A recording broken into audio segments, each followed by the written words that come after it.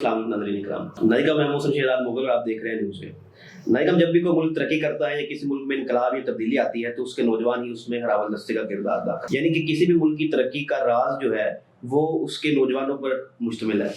तो इस हवाले से अगर हम पाकिस्तान को स्टडी करें तो पाकिस्तान की इस वक्त जो यूथ की तादाद है वो 67% है।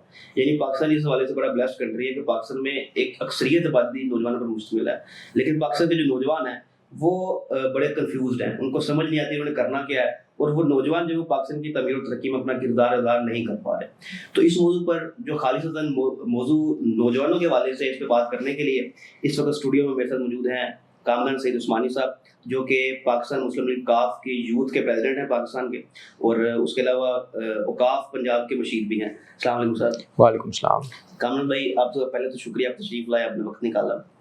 उस्मानी साहब, हम पहले यूथ पे बात करने से पहले बात पाकिस्तान अफगानिस्तान का आपको पता मसला चल रहा है जी। तो अफगानिस्तान ने अचानक ऐसा क्या हुआ, मैं आपसे पूछना चाहता हूँ कि हम पहले इस पर बात कर लें, क्योंकि इस वक्त पाकिस्तान का बड़ा मसला ये बना हुआ है, इंटरनेशनली भी अंदरूनी मामला को भी देखा जाए तो अफगानिस्तान को अचानक ये क्या हुआ कि उन्होंने पाकिस्तान के साथ आगे पंगा लेना शुरू कर दिया, ये क्या मसला हुआ, आपको क्या लगता है?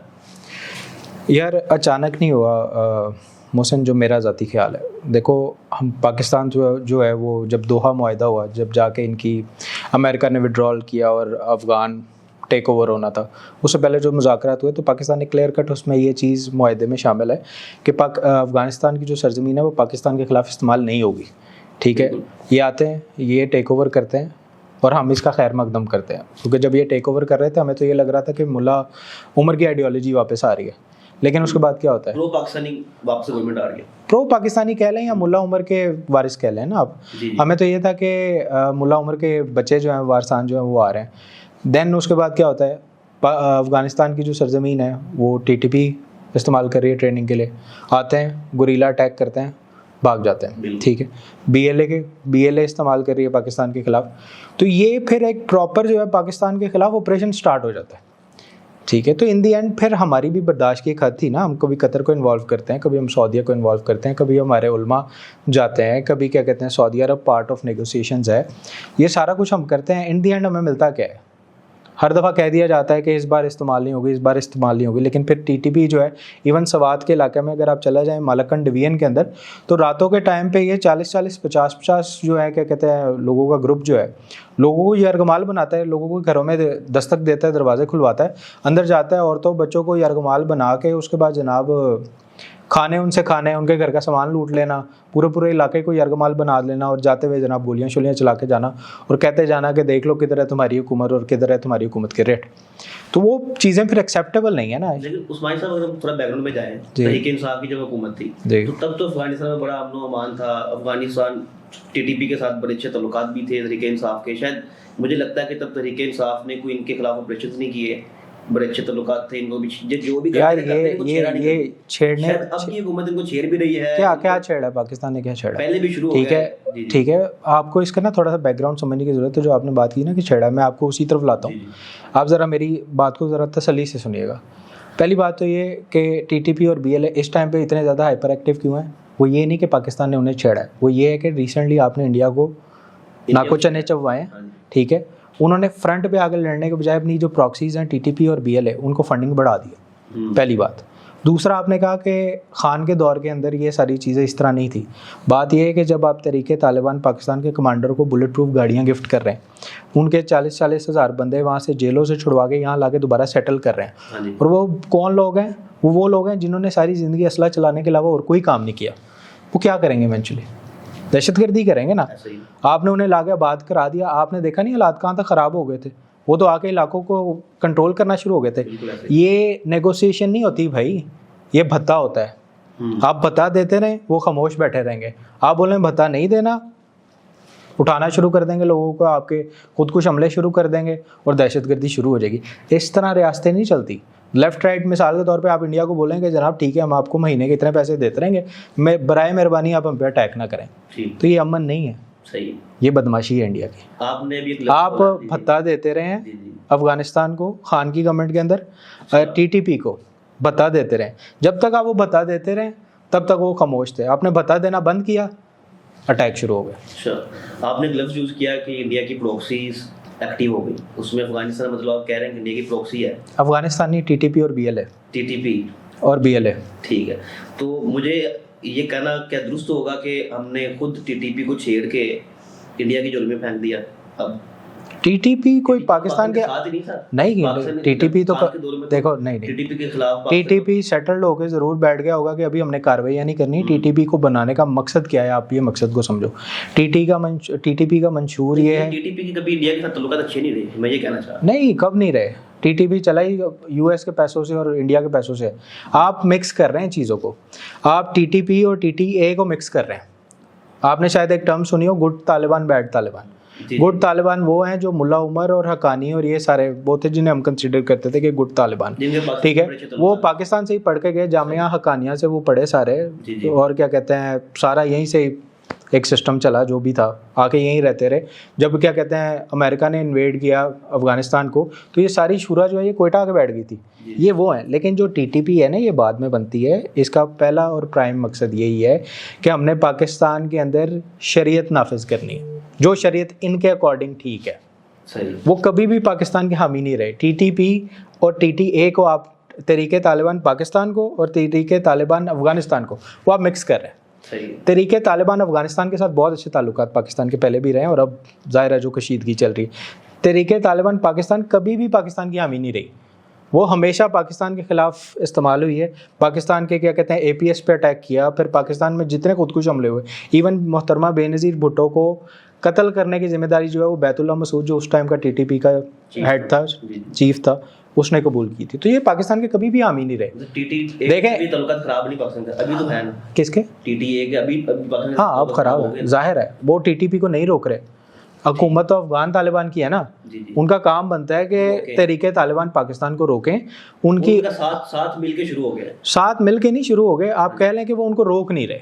मिसाल के तौर पे जो कतर का मुआहदा था वो ये था कि तरीके तालिबान अफगानिस्तान जो है वो टीटीपी बीएलए या कोई भी ऐसी दहशतगर्द तंजीम जो पाकिस्तान में आगे वाक़यात करती है उनको तो सपोर्ट नहीं करेगी। इन्होंने चलें सपोर्ट नहीं किया, लेकिन रोका भी नहीं उनको, ठीक है, उनको रोका भी नहीं। वो आते हैं आराम से यहाँ कार्रवाइयाँ करते हैं, भाग के अपने ठिकानों में वापस अफगानिस्तान चले जाते हैं। अच्छा, इसमें कतर का बार बार जिक्र हुआ, मैं एक बात यहाँ पे ऐड करना चाहता हूँ कि जब भी तालिबान के साथ किसी ने मुज़ाकरात करने होते हैं तो कतर बीच में कूद पड़ता है। जब भी टीटीपी का कोई हेड ऑफिस बनाना होता है तो अमेरिका कतर में हेड ऑफिस बना देता है। तो ये दोहा और कतर क्यों इतना रेलिवेंट है? जब भी टीटीपी की बात होती है, खुसूसन अमेरिका ने जब भी इस खित्ते में कोई काम डालना होता है, चाहे वो टीटीए की बात होती है, टीटीपी को तो कोई भी ऑन नहीं करता। टीटीपी जो है वो तो यूनाइटेड नेशंस के अंदर एक कलदम दहशतगर्द तंजीम है। टीटीए की आप बात करें, तहरीके तालिबान अफगानिस्तान की, सॉरी, तो ये रहते रहे वहाँ जाके। जब जाहिर है अफगानिस्तान को इन्वेड किया अमेरिका ने, तो उस टाइम इनकी रिहाइशें थी वहाँ, तहरीके तालिबान अफगानिस्तान की। मुल्ला उमर के क्या कहते हैं वारसान जो थे, जलालुद्दीन और सिराजुद्दीन हकानी और ये सारे जो हैं, ये वहाँ जाके रिहाइशें इनकी, कतर में इनके बिजनेसेस थे, इनकी रिहाइशें हैं। तो मेरे ख्याल से फिर इनका एक इन्फ्लुएंस कतर गवर्नमेंट के अंदर है, और कतर वैसे भी सालिसी का किरदार अदा करता रहा है। कतर ने बहुत से मुल्कों के बीच में सालिसी का किरदार अदा किया, आइदर अमेरिका के कहने पे करता है, अमेरिका के कहने पे कह लें, या फिर रीजन के अंदर एक स्टेबिलिटी के कहने के लिए काम तो अच्छा हो रहा है। हाँ, वो तो इजराइल ने बैकआउट कर दिया ना चीज़ से, इजराइल ने कतर पे अटैक कर दिया, सालेसी के ऊपर अटैक कर दिया, ठीक है। लेकिन ये मैं समझता हूँ कतर की कोशिश तो अच्छी कोशिश थी। मतलब आप ये नहीं कह सकते कि कतर की ज़मीन किसी भी मुल्क के ख़िलाफ़ इस्तेमाल हो रही है। कतर ने तो सालेसी का किरदार अदा किया। मिसाल के तौर पे दो मुल्क आपस में लड़ रहे हैं, उनके बीच में कोई क्लैश है, कोई प्रॉब्लम है, तो उन्होंने कहा ठीक है आप हमारे पास आ जाएँ, उनके नुमाइंदे भी आ जाएँ, इनके नुमाइंदे भी आ जाएँ, आप बैठें, हम मसला हल करा देते हैं। तो ये एक सालेसी का अच्छा किरदार है। और इस दफ़ा जो है सुनने में आ रहा है कि कतर के जो इंटेलिजेंस चीफ़ हैं उनकी होस्टिंग के अंदर ये सारे मुज़ाकरात हो रहे हैं, जिसमें पाकिस्तानी इंटेलिजेंस चीफ़ और पाकिस्तान डिफेंस मिनिस्टर गए हुए हैं, उधर से फिर उनका डेलीगेशन आया। बिल्कुल सही। तो मेरा ख्याल इसको अगर हम क्लोज करें तो मैं अपने इस पे कमेंट करूं तो मुझे ये लगता है कि शायद जब से तालिबान की हुकूमत बनी है वहाँ पे अफगानिस्तान पे, तो एक इम्पैक्ट ये था जब जैसे जनरल फैज साहब वहाँ पर गए, चाय का कप पिया, तो एक इम्पैक्ट गया कि जैसे पता नहीं वो हुकूमत कायम करवाने में पाकिस्तान ने बड़ा किरदार अदा किया। क्या ताल्लुक था जनरल फैज का उस चीज़ से? ऐसे ही बस चले गए ना, कैश स्टंटबाजी, कह रहे हैं कैश करवा लिया, स्टंटबाजी, मौके को कैश करवा लिया, स्टंटबाजी की। वो स्टंटबाजी आज तक पूरी दुनिया में चल रही थी ना। इम्पैक्ट तो ये था ना कि तालिबान के पीछे पाकिस्तान है, ठीक है, और तालिबान पाकिस्तान का बच्चा है, ठीक है। तो शायद तालिबान ने इस चीज को तोड़ने के लिए अब हाँ आप ये कह सकते हैं कि अपने मुल्क के लोगों के अंदर ये तासुब खत्म करने के लिए कि हम पाकिस्तान की सपोर्ट से नहीं आए, उन्होंने ये हरकत की हो सकती है, बिल्कुल 100% हो सकती है, लेकिन बात ये है कि पाकिस्तान के साथ करना बनता नहीं था। ठीक है, अब उनका क्या कहते हैं फॉरेन मिनिस्टर बैठ के इंडिया के अंदर सबसे बड़ा दचका आपको ये इंडिया में बैठ के कह रहा है कि रशिया से पूछो, अमेरिका से पूछो कि जनाब हम लोगों ने गोरों को किस तरह भगाया है, तो इन्होंने भगाया था। ठीक है, आप जाके पूछें ना, आप डिफेंस एनालिस्ट से पूछें, अमेरिकन, उनसे पूछें कि हाँ भाई किसने हराया, वो कहते हैं वन वर्ड, पाकिस्तान। ठीक है, आप पाकिस्तान के बगैर आप कर सकते हैं तो कुछ आपका क्या ताल्लुक है, वहाँ जंग होती है आप भाग जाते हैं। सही। कौन से डायरेक्ट वॉर में आज तक आप किससे लड़े? रशिया से लड़े, अमेरिका से लड़े, अमेरिका ने अटैक किया, भाग गए सारे। किधर 20 साल अमेरिका को जब नजर आया भाई खर्चा ज़्यादा हो रहा है, फ़ायदा भी कोई नहीं हो रहा, अमेरिका उठ के वापस चला गया, आपने कहा नहीं हमने हरा दिया। ये आपका क्या ताल्लुक था? आपका कोई ताल्लुक नहीं था। बिल्कुल सही। अभी भी भागे ना चेक पोस्ट छोड़ के, किधर गए?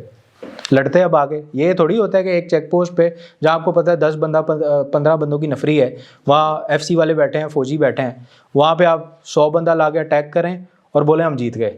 अब खड़ी हैं फौजें आमने सामने, क्यों भागते हैं अपनी चलवारें छोड़ के? बिल्कुल सही बात। अच्छा, अब यूथ पे वापस आ जाएगा। यूथ पे अगर हम मुख्तसर सी 2-3 चीज़ों पे बात कर लें तो यूथ के मसाइल पे बात करने का बड़ी लंबी डिबेट हो जाएगी हमारी। अगर हम इसको शॉर्टली कर लें तो इस वक्त यूथ का मेरे सबसे बड़ा मसला तो बेरोजगारी है।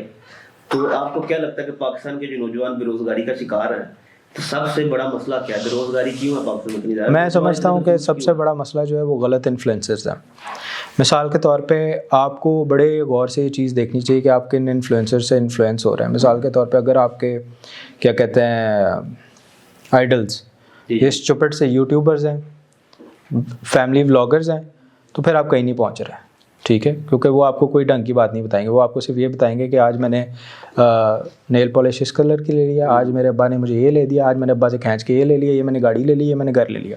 जब प्राइम फोकस किसी भी बंदे का कोई बिजनेस स्टार्ट करने का या ये हो ना कि मैंने आईफोन लेना है या मैंने गाड़ी लेनी है, तो वो चीज़ें तरक्की नहीं करती। ठीक है, लोगों के अंदर एक जज्बा था कि हमने तरक्की करनी है भाई, हमने कोई अच्छा हुनर सीखना है। मिसाल के तौर पे आपके पाकिस्तान के अंदर स्किल डेवलपमेंट प्रोग्राम्स की कमी है, हुकूमत दे नहीं रही, यूनिवर्सिटी को भी छोड़ दें, आप गवर्नमेंट लेवल पे देख लें। पाकिस्तान के अंदर टेप्टा मौजूद नहीं। आप टेप्टा के बोर्ड मेंबर भी हैं? हाँ मैं बोर्ड मेंबर हूँ, मैं इसी वजह से आपको कह रहा हूँ पाकिस्तान के अंदर टेप्टा मौजूद नहीं। आज कौन सा ऐसा स्किल है आप सीखना चाहें आपको गवर्नमेंट फ्री ऑफ कॉस्ट नहीं सिखाती? कौन सा? क्यों नहीं सीखते?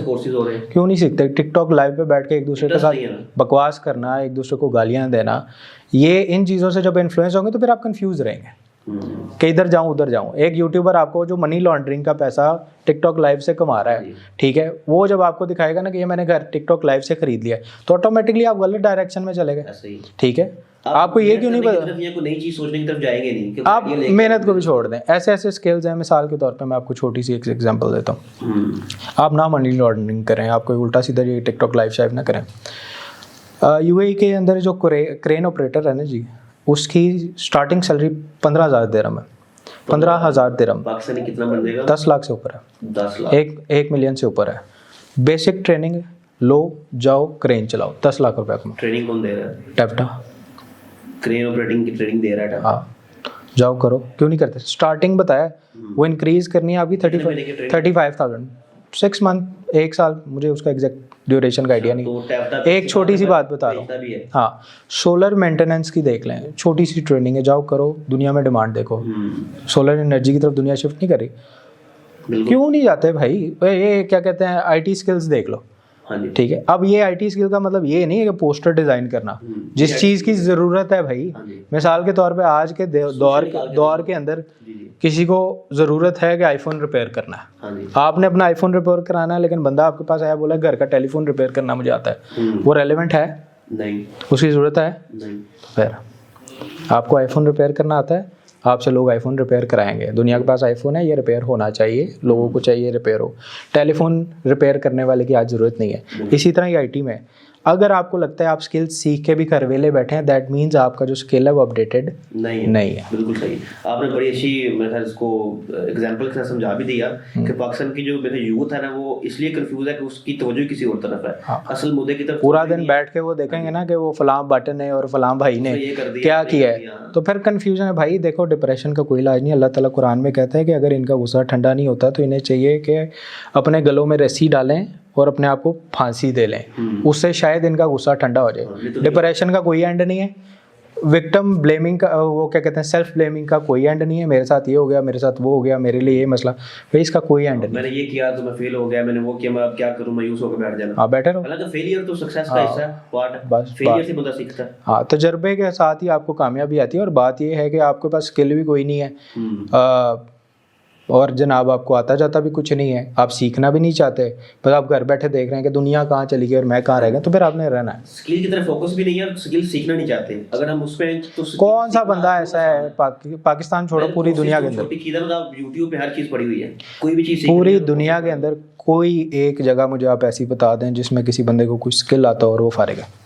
बिल्कुल नहीं, जिसको स्किल आता है। आपको खाली इलेक्ट्रिशियन का अच्छा काम आता है ना, आपको फारिग टाइम नहीं है कि आप बैठे। बिल्कुल सही बात नहीं है, नहीं बैठेंगे आप फारिग, सही, भूखा नहीं मरेंगे। बिल्कुल। उस्मानी साहब, अगर हम ये शऊर का जो ताल्लुक है, ये मेरे ख्याल का तालीम के साथ बड़ा ताल्लुक है। तो पाकिस्तान में हज़ारों की तादाद में बैचलर्स करके बच्चे निकलते हैं, यूनिवर्सिटियों में पढ़ भी ले रहे हैं। देखो मैं और वही स्टूडेंट जो है वो इन्फ्लुएंसर के पीछे रेलेवेंट नहीं है ये डिग्रीज। मिसाल के तौर पे मैं I myself is a civil engineer, तो मुझे नहीं लगता कि मेरी डिग्री रेलेवेंट है।